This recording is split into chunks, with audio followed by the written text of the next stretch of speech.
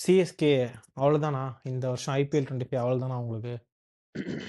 எனக்கு தெரிஞ்சு கதை ஓவர் அவ்வளோதான். பின்ன இன்னும் இருக்கிற 7 மேட்ச்ல 7 மேட்சும் ஜெயிக்கணுன்றதெல்லாம் வாய்ப்பே இல்ல.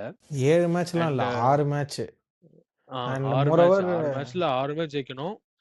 சான்ஸே இல்ல எனக்கு தெரிஞ்சு. அது அவ்வளவுதான். டைம் முடிஞ்சது. வா. ஏன்னா எல்லா டீமுக்கும் ஒரு காம்பினேஷன் டீம் எம்ஐயா இருக்கட்டும், எஸ்ஆர்எச் இருக்கட்டும், அவங்களுக்கு ஒரு காம்பினேஷன் செட் பண்ணிட்டாங்க. இன்னமும் நம்ம அந்த காம்பினேஷனுக்காக தேடிட்டு இருக்கோம். எல்லா டீமும் வந்து யங்ஸ்டர்ஸ் முன்னாடியே வாங்கி க்ரூம் பண்ணி அவங்களுக்கு ஃபர்ஸ்ட்ல இருந்தே சான்ஸ் கொடுத்துருந்தா, எக்ஸாக்ட்லி. இவனுக்கு இப்பதான் இன்ஜுரி ரீப்ளேஸ்மெண்ட்டா கொண்டு வந்து இன்னும் சான்ஸ் கொடுத்துக்கிட்டு சுத்தமா இந்த சிஎஸ்கே மேனேஜ்மெண்ட் வந்து they should adopt for the லேட்டஸ்டா இருக்க ட்ரெண்டுக்கு ஏத்த மாதிரி அடாப்ட் ஆகலைன்னா என்ன ஆகும் அப்படின்றதுக்கான ஒரு பிக்கெஸ்ட் எக்ஸாம்பிள் வந்து சிஎஸ்கே மேனேஜ்மெண்ட் தான்.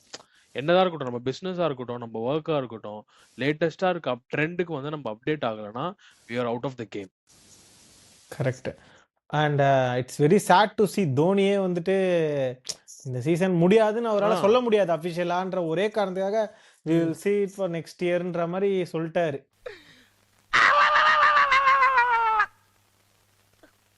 அதுவே வந்து ஒரு பெரிய இது. இப்போ ஃபுல்லா ப்ரெஷரும் அவர் மேல போட்டு யூஸ் இல்ல. மேனேஜ்மெண்ட் ஃபுல்லா கோட்டை விட்டானுங்க. இப்போ வந்துட்டு இல்ல நம்ம இதுல தோனிய குறை சொல்ல முடியாது. என்ன பொறுத்த வரைக்கும் management and coach Steven Fleming 2 பேர் மேலயுமே எனக்கு வந்து சோ மெனி क्वेश्चंस இருக்கு. அண்ட் 18 இயர்ஸ் ஆஃப் ஐபிஎல்ல இவ்வளோ ஒஸ்டா சிஎஸ்கேவை பார்த்ததே கிடையாது. லைக் நான் பாயிண்ட்ஸை பற்றி பேசல. அது ஐ மீன் பாயிண்ட்ஸ் டேபிளில் நீங்கள் 10th இருக்கீங்க, அதெல்லாம் நான் சொல்லலை. ஆஸ் அ ஒரு யூனிட்டாகவே சில நேரம் வந்துட்டு ஒரு சீசன்லாம் பார்த்துருக்கேன். மும்பை நல்ல டீமாக இருக்கும், பட் லாஸ்ட் இயரே எடுத்துக்கோ, ஏன் நல்ல டீம், பட் நிறைய ப்ராப்ளம் இருந்தது, மென்டலி நிறைய இஷ்யூஸ் இருந்துச்சு. They were last bottom of the table, but they're not in worst phase. வர்ஸ்டான டீம்லாம் சொல்ல முடியாது. அதே மாதிரி தான் சிஎஸ்கேக்கு அப்ஸ் இருக்கும், டவுன்ஸ் இருந்திருக்கு, தோத்துருக்காங்க. பட் வந்துட்டு மொக்க டீம், இது ஒஸ்ட் டீம்னு யாருமே சொன்னது கிடையாது. இன்னைக்கு போற வரவங்கலாம் வந்து ஒஸ்ட் டீம்ன்ற அளவுக்கு ஆயிடுச்சு. இன்னைக்கு யோசிச்சுக்கோ, அந்த ஆயுஷ் மாத்ரேயோட இன்னிங்ஸ் இல்லைன்னா இன்னைக்கு உங்க இன்னிங்ஸ் எப்படி இருந்திருக்கும் தெரியுமா? ஒரு பியூரஸ்ட் டெஸ்ட் மேட்ச் 130 கூட தாண்டி இருக்க மாட்டோம். அதான் கமெண்ட்ரிலே சொன்னாங்களே, ஒரு ஆஃப் வந்து ஆயுஷ் மாத்திரை, இன்னொன்று வந்து தூக்க மாத்திரைன்ற மாதிரி இருந்தது. அப்புறம் எனக்கு புரியல. ஜோக் இல்ல இல்லையா? டூபே வந்துட்டு ஏதோ பெரிய ஒரு 50 அடிச்ச மாதிரி டேய் பெவிலியனுக்கு 5 பால் 50 ரன் அடிச்சிட்டு இருக்கான். அவன் சொல்லி தள்ளிட்டு இவரு ஒரு இருக்கான். 31 பால்ல அடிச்சிட்டு பெருசா ஏதோ சாதிச்ச மாதிரி. எனக்கு வந்து ஆயுஷ் கடுப்பா மாத்திரை வருது. இன்னிங்ஸ் இங்க இருக்கு, தூபே இன்னிங்ஸ், ஜடேஜா இன்னிங்ஸ் இங்க தான் இருக்கு. நான் உண்மையா சொல்றேன், அந்த பையன் அவ்வளோ அதான் சூப்பரா ஆடுறான். அந்த புல் ஷாட் அடிச்சதா இருக்கட்டும், ஒரு ஷாட் 33 பால்ல 50 ரன் அடிக்கிறதெல்லாம் வந்து 10 வருஷம் முன்னாடி கதடா. அதுக்கு நீங்க அப்ப பெருமைப்பட்டுக்கோங்க. இப்ப அவன் 15 பால் 18 பால்ல 50 தூபே அடிச்சிட்டு சாப்பிட்ட இருக்கானுங்க. டாட் பால் சிங்கிள் அடிச்சிருந்தாலே அவன் ஸ்கோர் 75 70 வந்திருக்கும். ஆமா ஆமா டூபே வந்து ஏதோ 32 பால்ல 50 ரன் அடிச்சது, ஏதோ 30 பால்ல 100 ரன் அடிக்கிறானுங்க. இவர் 50 ரன் அடிச்சுட்டு அப்படியே பேட்டை தூக்கி அப்படியே காமிக்கிறாரு. டேய் நீ எதுவுமே கிழிக்கலடா ஒன்னால.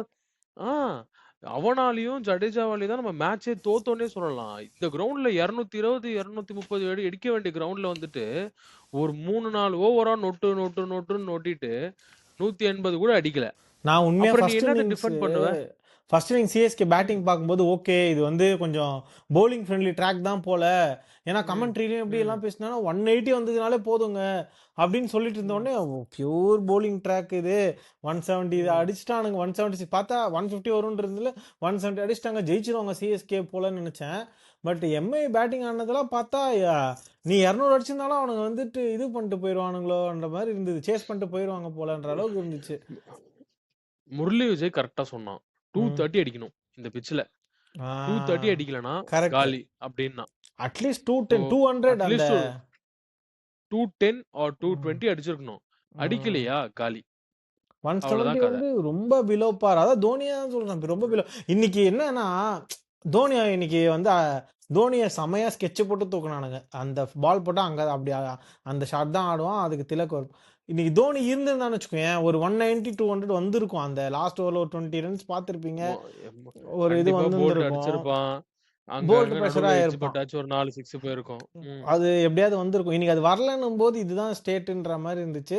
பிளஸ் அதே டாட்ஸ், ஜடேஜா ஒரு பக்கம் டாட், டூபே ஒரு பக்கம் டாட்ஸ். டே என்னடா, ஏன்னா மொமெண்டம் இல்லாத இடத்துல அந்த ஆயுஷ் மாத்திரை வந்து ஆல்மோஸ்ட் 10 ரன் ரேட் கொண்டு வந்துட்டான். அவன் ஒரு மொமெண்டம் கொடுத்துட்டான். உனக்கு கிடைச்ச மொமெண்டத்தையும் விட்டுட்டு அதுல இருந்து போறது அப்படியே நம்ம போயிருக்கணும். பிக்கப் பண்ணலையே. அதுல அட்லீஸ்ட் இருந்து ஒரு கண்டினியூ 8 பண்ணிருக்கணும். மெயின்டெயின் பண்ணிட்டு இருந்தீங்கன்னா கூட, ஆ. லாஸ்ட் ஒரு 3, 4 ஓவர்ஸ்ல கேபிட்டலைஸ் ப்ரோ பண்ணியிருந்தீங்கன்னா நம்ம இப்ப அந்த ஸ்டேஜ்லயே இல்ல. இவனுங்க வந்து இன்னமும் வந்து ஹேடன் வந்து ஒரு 10, 12 ரன்ல அடிச்சு குடுப்பான். இவனுங்க ம். டொக்கு வச்சு 8, 7ன்னு கொண்டு வருவானுங்க. திரும்பி ம். கடைசில ஆல்பி மார்க்கும் தோனியும் தோனி அடிச்சு 160, 170ன்னு கொண்டு வந்து அத டிஃபெண்ட் பண்ணி ஜெயிக்கிற அந்த சிச்சுவேஷன் நம்ம இப்ப இல்ல. நம்ம கேம் இவால்வ் ஆயிடுச்சு. பவர் பிளேலயே 70, 80 ரன் அடிக்கிறானுங்க. நீ எக்ஸாக்ட்லி. 170 ரன் தான் அடிச்சான்னா உனக்கு கிடைக்கும்? நீ என்ன டிஃபெண்ட் பண்ணுவ? உன் பவுலர்ஸ் என்ன பண்ணுவாங்க?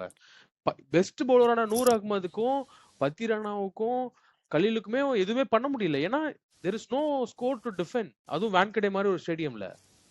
அண்ட் மோரோவர் இப்போ அகைன் நீங்க போற ஃபேஸ் என்னோட பாயிண்ட் ஆஃப் வியூல மறுபடியும் இப்போ தோனியவே கேப்டன்சி ஆக்குனதே வந்துட்டு ஒரு ஸ்டெப் பேக் மாதிரி தான் தெரியுது. ஃபியூச்சரிஸ்டிக்காவே இல்ல.